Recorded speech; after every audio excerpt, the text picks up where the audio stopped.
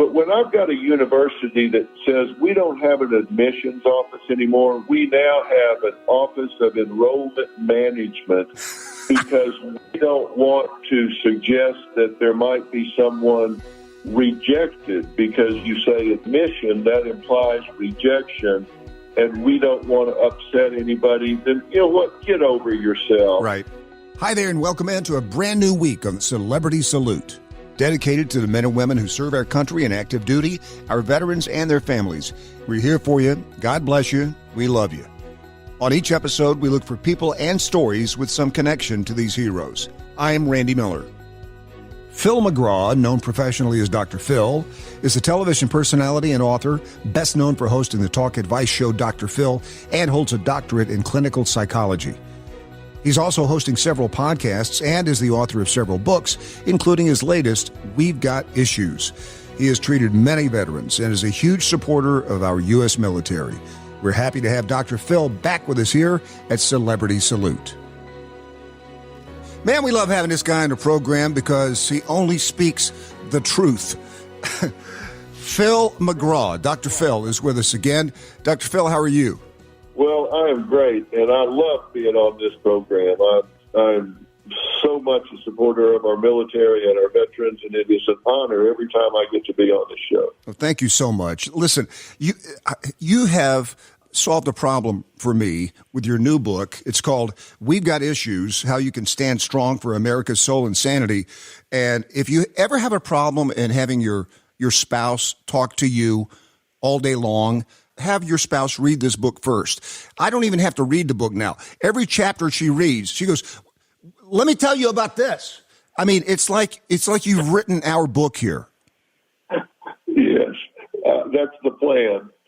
Yeah, it's so good. And I know we have limited time, so I want to talk to you about just two chapters of this thing. And it's so refreshing to read a book that you can absolutely identify with and not get anything wrong, like inclusive language. This drives me crazy.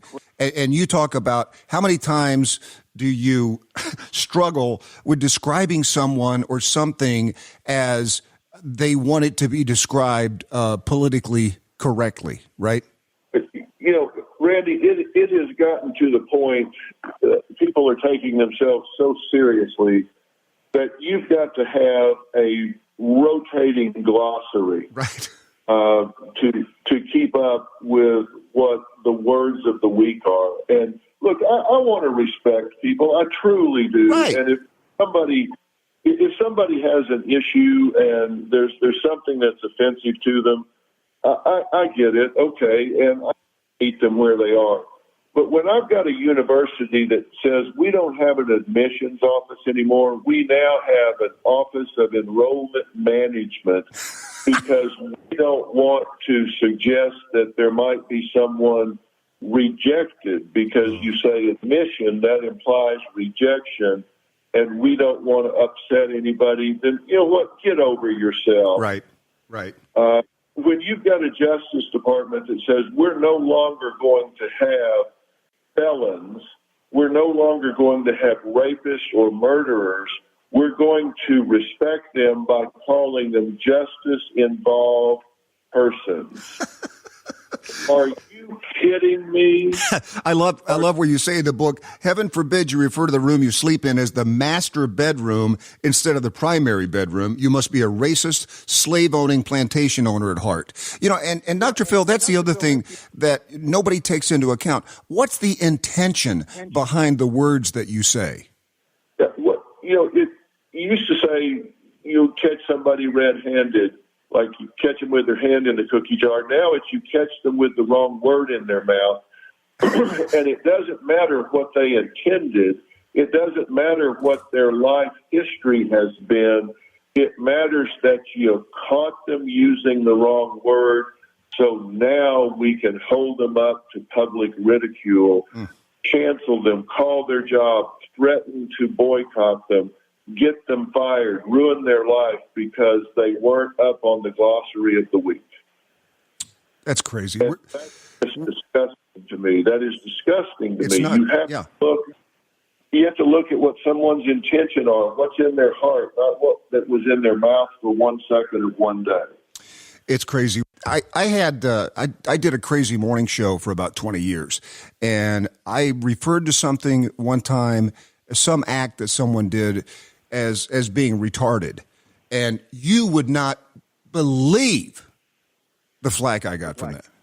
Yeah, and look, this is something that if you say something in a moment and it flies by and you think, okay, if that's something that I don't want to say or somebody doesn't want me to say, then let me know. Okay, I got it. Sure. But, oh, my God, people go insane over this stuff. You know, I've used the word crazy before and said, oh, my gosh, I went to the game and it was just crazy. Crazy is a word that you use in many different contexts. I don't refer to a mentally ill person as crazy, but to say a party was crazy or that was crazy good doesn't mean that I'm disrespecting mentally ill people. But boy, if you can get somebody to take that soundbite, right. They'll be on you like a duck on a June bug. Yeah, the new book is called We've Got Issues, How You Can Stand Strong for America's Soul and Sanity. And I've got a great Hispanic friend of mine that I play golf with who refers to himself as a Mexican. And we've had this discussion before. You know, I don't care what you call yourself, but you never hear anybody saying, let's go to that great Hispanic restaurant down the street, or let's go to that great Asian American restaurant. It's a Chinese restaurant. I mean, it just gets stupid. It does get stupid, and they push all of this stuff like Latinx. If you poll the Hispanic population, if you poll the people that you're talking about, they will tell you they don't want to be described that way. Right. No, thank you. I'm from Mexico City. I'm Mexican. Am I supposed to be offended by the fact that I'm a Mexican? It's usually people that say they're trying to help or represent people that they don't help or represent. Right. Yeah, that they have no knowledge about. Well, and Dr. Phil, it's especially hard for our military. When they transition back, they have to relearn our culture because the military is one of the last bastions where everyone is treated equally, no matter what they call themselves. Of course. And, the whole thing is this country was based and built on a meritocracy. You work hard, you make a contribution, you're rewarded for it.